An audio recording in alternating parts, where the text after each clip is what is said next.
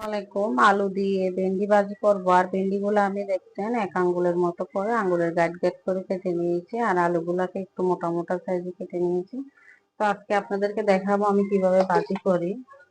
আজকে তেল আর পেঁয়াজ কুচি দিয়ে দিলাম, কাঁচামরিচ ফালি দিয়ে দিলাম, তার সাথে আমি আলুগুলা দিয়ে দিলাম। কারণ পেঁয়াজ কাঁচা থাকতে আলু দেওয়ার কারণ হচ্ছে, যেহেতু আমি সবগুলা লাল লাল করে ভাজি করব, তার মানে পেঁয়াজটা কিন্তু আমার কাঁচা থাকবে না, এটাও লাল হয়ে যাবে কড়া ভাজি যখন করব।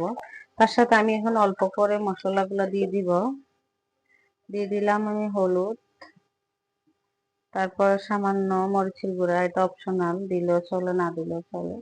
তারপর দিয়ে দিব আমি লবণ, আমি আমার পরিমাণ মতো স্বাদ মতো দিয়ে দিলাম।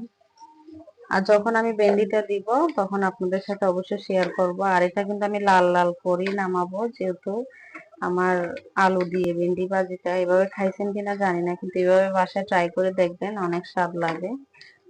রসুন বাটাটাও দিয়ে দিলাম। এবার আমি ঢাকনা দিয়ে ঢেকে দিব। আলু সিদ্ধ হয়ে গেলে আমি দিব ভেন্ডিটা, কিছুটা টমেটো ফালি দিয়ে দিতেছি। আর তার সাথে আমি ভেন্ডি গুলা দিয়ে দিব। আর টমেটো দেওয়ার কারণ হচ্ছে, ভেন্ডির সাথে টমেটো দিলে মানে লোড গুলা বের হয় না, যে ভেন্ডি থেকে যে পিছলা পিছলা ভাবটা থাকে এটা থাকে না। তার কারণে আপনারা ভেন্ডির সাথে একটু টমেটো অ্যাড করবেন, তাহলে আর কখনো লোড বের হবে না। এই পর্যায়ে আমার ভাজিটা, এই ভেন্ডিটা হয়ে গেলে হয়ে যাবে।